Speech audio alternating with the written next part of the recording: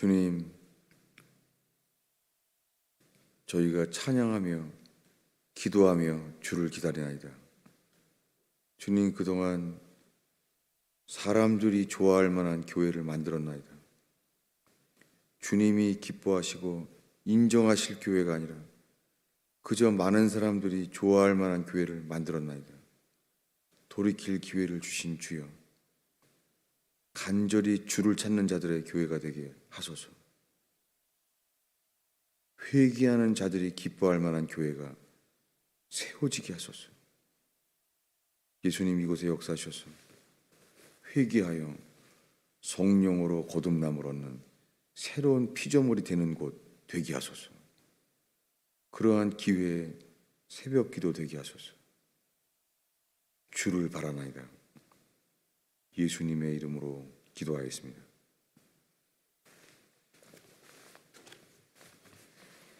오늘 하나님의 말씀은 어제 보았던 고린도 후서 5장 15절입니다.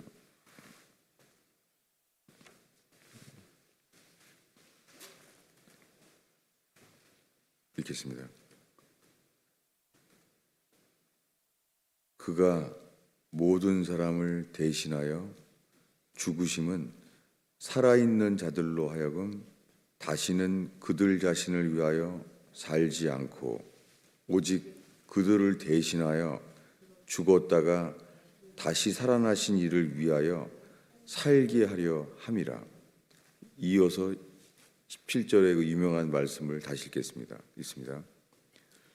그런즉 누구든지 그리스도 안에 있으면 새로운 피조물이라. 이전 것은 지나갔으니 보라, 새 것이 되었도다. 아멘.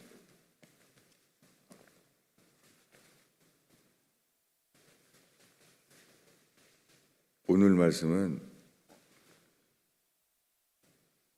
예수님이 우리를 대신하여 죽었다면 새 것이 되었다는 말씀이에요. 이 둘은 붙어 있어요. 따로 있지 않아요. 우리가 그제 읽었던 말씀이 예수님이 모든 사람을 대신하여 죽으심은 살아있는 사람들로 하여금 다시는 그들 자신을 위하여 살지 않고 오직 그들을 대신하여 죽었다가 다시 살아나신 예수를 위하여, 그분을 위하여 살게 하려 함이라.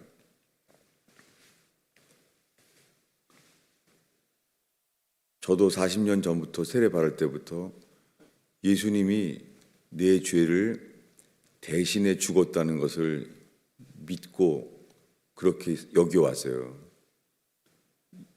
나는 죄인인데 예수님이 우리 죄를 대신해 죽은 것을 믿으니까 그렇게 믿고 살아왔어요. 그래서 40년이 지나간 지금까지 목회를 하면서까지 주님이 교회를 통하여도 드러내게 하신 것이 저는 주를 위하여 목회한 것이 아니라 정말 저 자신을 위해서 목회를 해온 거예요. 그것을 인정할 수밖에 없어요. 왜냐하면 40년 전에 주님이 가정교회에 대한 것을 보여주시기 시작했어요. 그래서 저는 잊어버렸지만은 그것이 진짜 교회라는 것을 깨달은 사람들을 만나게 하셨어요. 저는 완전히 잊어버렸었죠. 왜냐하면은 주님이 재림하실 때는 분명히 알았고 그때 우리가 태어난 것을 알았는데 주님이 재림하실 때는 초림할 때랑 똑같아요. 예수님께서 이 땅에 오셨을 때에 두 종류의 종교가 있었어요. 사두개인들은 성전 중심이었어요. 예루살렘 성전을 중심으로 종교의 권력을 가졌습니다. 그런데 바벨론에서 돌아온 사람들은 바리새파였어요. 바리새파는 바벨론의 끌려갔을 때 신앙생활을 했었기 때문에 회당 중심을 만들었어요. 그들에게 성전은 예루살렘밖에 없으니까는. 두 종류의 종교가 부닥쳤어요. 사독이라는 제사장을 따랐던 짜도카인, 그가 사두개인이에요. 헬라어로 사두개인은 히브리어 짜독이에요. 사독이에요. 사독을 따랐던 사람들이에요. 예루살렘 성전 중심이었죠. 그런데 예수님 오셨을 때는 그렇게 성전 중심으로 예수님도 성전에 가곤 했습니다. 그런데 갈릴리에 더 많이 회당에 갔습니다. 회당에서 가르치는 두 가지가 있었습니다. 주님 오실 때 마찬가지예요. 기독교는 대형교회 중심의 성전 중심, 사두개인들처럼 일어나요. 또 한 가지는 바리새인처럼 회당 중심, 그런 일이 지금 일어나고 있어요. 초림처럼 주님 오실 때 두 종류의 기독교가 부닥쳐요. 교회는 당연히 그래요. 예를 들면은 대기업이 다 잡으면 조그만 구멍가게는 다 문 닫을 수밖에 없죠. 인간이 만든 것은 그렇게 될 수밖에 없어요. 약육강식 그렇게 돼버려요. 그런데 베드로가 세운 기독교는 그렇지 않았습니다. 한 번 설교했는데 3,000명이 죽게 돌아왔어요. 베드로를 통하여. 그래서 3,000명이 세례를 받았습니다. 그렇다고 베드로는 예루살렘에 3,000명 모인 대형교회를 세우지 않았습니다. 성경에 그들은 사도의 가르침을 받아서 from house to house, 집에서 집으로 그들은 3,000명이 모여도 괜찮았어요. 그들에게는 대형교회 예배당이 필요한 게 아니었어요. 그것은 인간이 필요한 것이고 목사들이 원하는 거예요. 환란이 와도 공산화가 진행되었을 때 거짓된 이 권력과 부자 편에 섰던 러시아 정교회는 주님이 버렸습니다. 그리고 신이 없다고 하는 공산주의자들에 의해서 이제 피로 물든 기독교가 만들어졌습니다. 그때 당연하게 러시아의 지하교회가 생겼어요. 러시아 지하 복음주의 침례라고 부르는 초대교회가 회복됐습니다. 중국도 마찬가지입니다. 중국이 공산화되면서 오히려 이기는 자, 순교와 고난으로 세워진 교회가 이겼습니다. 로마 제국과 동일하게 70년 동안 중국의 교회가 이겼습니다. 그런데 우리가 만나는 이 영국, 미국, 한국의 교회는 아니에요. 성경에 나오는 그 교회가 아니라 인간들이 좋아할 만한 교회를 세우고 말았습니다. 이제는 공산주의 교회에게 버림받은 것처럼 이제는 그들은 핍박으로 그렇게 자기를 드러냈는데 지금 우리가 살고 있는 이 편리한 기독교, 정말 편리한 기독교예요. 사람들은 애들 교육이 잘한다고 생각하면 그게 교인들이 제일 많이 모여요. 교회 주변 환경이 좋으면 또 모여져요. 이건 정말 성경에 전혀 모르는 기독교입니다. 주님의 교회는, 예수의 피로 산 교회는 그렇지 않습니다. 사도 바울이 베드로가 거의 죽을 때 거의 비슷할 때 죽었는데요. 그러면은 베드로는 예루살렘에 처음 사역했을 때 3,000명이 모이는 대형 교회를 세운 것처럼 베드로가 죽을 때까지 있는 곳에 그런 대형 교회를 세우나요? 그럼 바울은 그의 헌신과 영성으로 왜 바울은 대형 교회를 못했겠습니까? 바울이 편지한 것은 갈라디아서, 에베소서, 빌립보서, 아주 산간에, 이 시골 산간에 조그만 그리스도인들이었어요. 그는 죽음을 앞에 서서 로마 제국의 로마의 감옥에서 그들에게 편지했어요. 오늘날의 기독교는 정말 그런 기독교가 아닙니다. 핍박이 오면 러시아와 중국처럼 우리들 스스로 알게 될 거예요. 무엇이 진짜 알곡이고 무엇이 진짜 교회인지를 알게 될 거예요. 왜냐하면 오늘날 예수 믿기만 하면 다 구원받는다는 거예요. 지금요. 내가 믿고 있기 때문에 다 구원받는다는 거예요.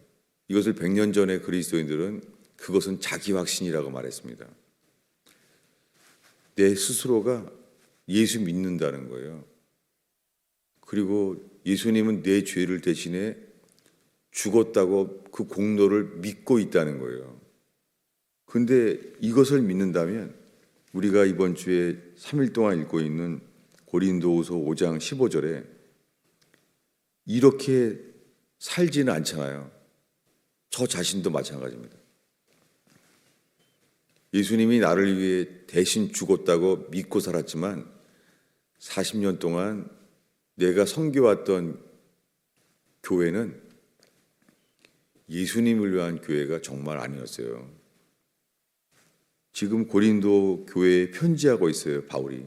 뭐냐면 예수님은 모든 사람을 대신하여 죽으심은 살아있는 자들로 하여금 다시는 그들 자신을 위하여 살지 않고 오늘날에 우리 자신을 정말 살펴보는 새벽 되길 바랍니다. 우리가 몇 년을 예수를 믿었건 우리가 예수님이 우리 죄를 대신해서 십자가에 죽은 것을 믿는다고 말하는데 정말 이것을 믿는다면 우리가 우리들을 위하여 살 수가 없죠. 만약에 우리가 평생 친구들이 있어도요, 친구 중에 집을 대신 사주고 그런 사람이, 그런 친구가 누가 있겠어요, 우리가. 그런데 정말 평생 우리가 돈을 벌어도 모을 수 없는 그 돈을 주고 집만 사줘도요, 그 친구를 만나는 사람마다 자랑하고 그리고 그 친구를 위해서 살 수밖에 없죠.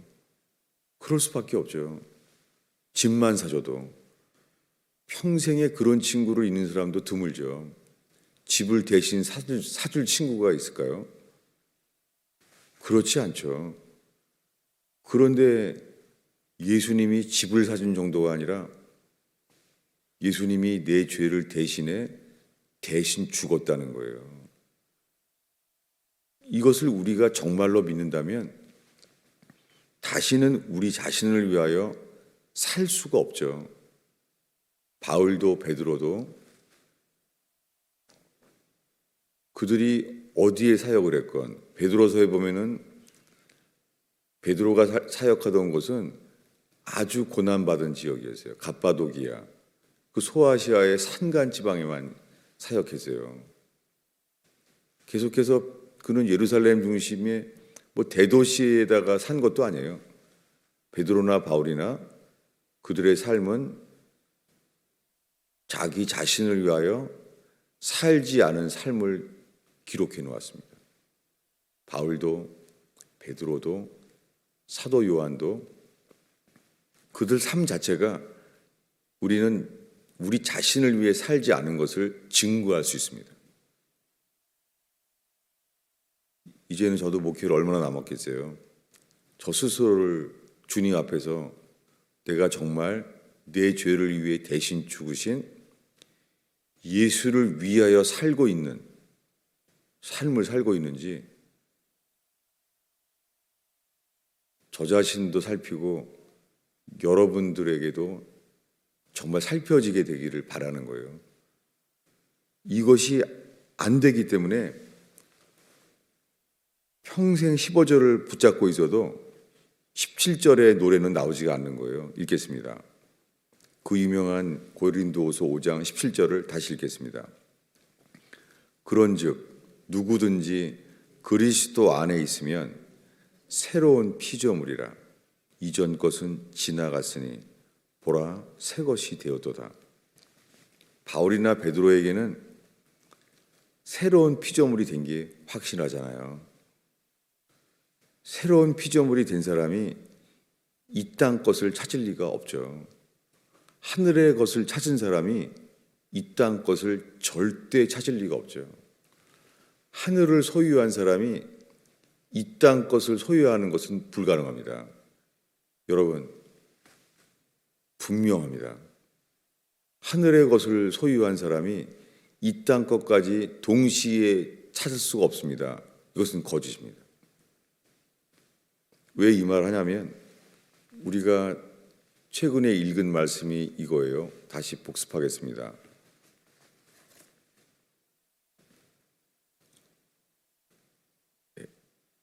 에베소서 1장 7절이에요. 이번 주에 본 새벽의 말씀입니다. 에베소서 1장 7절 읽겠습니다. 우리는 그리스도 안에서 그의 은혜의 풍성함을 따라 그의 피로 말미암아 속량 곧 죄 사함을 받았느니라. 이제는 속량이란 단어 자체를 목사들도 쓰지 않아요. 그러나 100년 전에 청교도까지는요, 속량이란 말을 굉장히 많이 썼어요. 당연하죠. 왜냐하면 속량이란 말은 창세기에도 출애굽기에 처음 나와요. 레위기에도 많이 나와요. 속량이란 단어는 욥이 자식이 다 죽고 비즈니스가 다 망하고 온몸에 병이 들었을 때 그 욥이 붙들었던 주님을 바라봤던 게 그분이 속량자예요. 리디머, 나의 구속자, 나를 이 속에서 건져줄 자. 그 욥기의 주제가 바로 속량이에요. 그래서 이 욥은 결국에 주를 보게 되고 티끌과 재 가운데 회개한 거예요. 회개한 것이 그가 죄 용서를 받고 하나님과 욥이 화목되게 된 이야기예요. 룻기의 이야기도 기업 물을 자, 속량자예요. 그런데 오늘날의 교회는 이 성경 전체의 주제인데 계시록 가면은 흰 옷을 입은 자가 누구예요? 어린 양이 어디로 가든지 따르는 자들을 구속한 자예요. 속량이에요. 왜 속량입니까? 속량이라는 것은 돈을 주고 샀다는 뜻이에요. 속량하지 않으면 죄 용서받지 못합니다. 속량이 된 것은 다 죄 용서받습니다. 이게 놀라운 은혜예요. 이게 어메이징 그레이스예요. 이어서 14절을 읽겠습니다. 이는 우리 기업의 보증이 되사 그 얻으신 것을 속량하시고 그의 영광을 찬송하게 하려 하심이라. 얻으신 것이라는 단어가 purchased, 이걸 한글 킹제임스에서는 값주고 사신 그 소유물, 이렇게 길게 돼 있어요. 얻으신 게 구걸한 게 아니에요. 거저 얻은 게 아니에요. 얻으신 것이란 단어는 값주고 사신 그 소유물을 속량했다는 거예요. 얻었다는 것과 속량했다는 것은 값을 주고 영수증까지 처리했다는 거예요. 돈을 줬기 때문에 영수증을 받았다는 거예요. 돈으로 주고 샀다면 반드시 뭐예요? 영수증을 받죠. 그래서 자기가 주의 것이 된 것을 안 거예요. 이어서 에베소서 1장이 이렇게 말한 이유는 갈라디아서 3장 29절을 보겠습니다. 우리가 1년 동안 가장 오래 보았던 말씀이에요. 갈라디아서 3장 29절을 읽겠습니다. 너희가 그리스도의 것이면 또 아브라함의 자손이요 약속대로 유업을 이을 자니라. 여기에 갈라디아서 1, 2, 3장에 지나가면서 바울이 말해요. 너희가 그리스도의 것이면, 이게 속량에 대한 단어예요. 그리스도의 소유가 되었으면, 그러면 유업을 이을 자라는 거예요. 주님이 누구에게 피를 주고 피값으로 샀습니까? 그냥 아무나 사는 게 아니에요. 누구에게 그리스도의 것이 된 사람, 그리스도의 것이 된 사람이 약속대로 유업을 이을 자예요. 그리스도의 것. 이번엔 갈라디아서에 이어서 5장 24절입니다. 읽겠습니다. 그리스도 예수의 사람들은 육체와 함께 정과 욕심을 십자가에 못 박았느니라. 여기에 그리스도 예수의 사람이 똑같은 거예요. 동일한 단어예요. 그리스도의 것이에요. 그리스도의 것이 된 사람, 그들은 육체를 정욕과 욕심과 함께 십자가에 못 박았느니라. 주인이 바뀐 거예요. 이것이 회개예요. 회개와 속량은 붙어 있어요. 우리가 하나님께 내 스스로 주인된 삶을 열심을 내어 회개한다면 주님은 우리를 기꺼이 피 흘려 죽어서 우리를 위하여 속량하시는 거예요. 오늘날 교회만 가면 예수 믿는데요. 예수님이 내 죄를 대신해 십자가에 피 흘려 죽었다는 거예요. 그 2000년 전에 일어난 일을 현재 그게 그대로 내게 이루어진다는 거예요. 이것은 주의 영으로 우리에게 실제가 되기 전에 이 일은 이루어지지 않습니다. 오늘날은 근데 이것을 이론적으로 여기고 사는 거예요. 여기고. 내 모든 죄가 예수의 피로 씻어졌다는 거예요. 그래서 주님에 대한 게 요한계시록 3장 20절에 볼지어다 내가 문 밖에 서서 두드리노니, 주님은 항상 우리를 기다리는 줄 알아요. 기다려주시고 딴짓을 해도. 그런 이미지를 지금 이 100년 동안 만든 거짓 기독교가, 이 빌리그레함의 기독교가, 빌브라이트의 기독교가 그렇게 만들었어요. 우리가 진지하게 마음만, 초인종만 누르면 주님 바깥에 기다리는 줄 알아요. 예수님은 부활하셔서 부활하신 모습을 아무에게나 보이지 않습니다. 처음부터 끝까지 간절히 찾는 자만 만나주십니다. 주님은 부활한 모습을 승천하실 때까지도 보여주지 않습니다. 요한계시록 3장 20절에 내가 문 밖에 서서 두드리노니, 그 말씀이랑 이어지는 것은 열심을 내어 회개하라는 거예요. 회개는 뭐냐면 불로 단련한 금을 사라. 이게 속량이에요. 예수님이 말하는 거예요. 네가 회개한다면 먼저 불로 단련한 금을 사라. 그 다음에요, 흰옷을 사서 입으라는 거예요. 그리고 안약을 사라는 거예요. 회개는 대가를 지불하는 거예요. 그런 자에게 주님은 두드리시는 거예요. 오늘날에는 성경에 안 나온 이상한 주님의 이미지를 만들어 버렸어요. 하나님은 사랑이시라. 주님은 부활한 모습을 아무나 안 보여줘요. 처음부터 끝까지 따른 복음 안에서 살아온 자만 부활하신 모습을 보이셨어요. 정말 예수님께서 모든 사람을 다 구원하기 위하여 빌라도와 헤롯, 안나스와 가야바 대제사장, 그들에게 보여주지 않습니다. 밤중에 찾아왔던 니고데모에게도 예수님은 부활한 모습을 보여주지 않았습니다.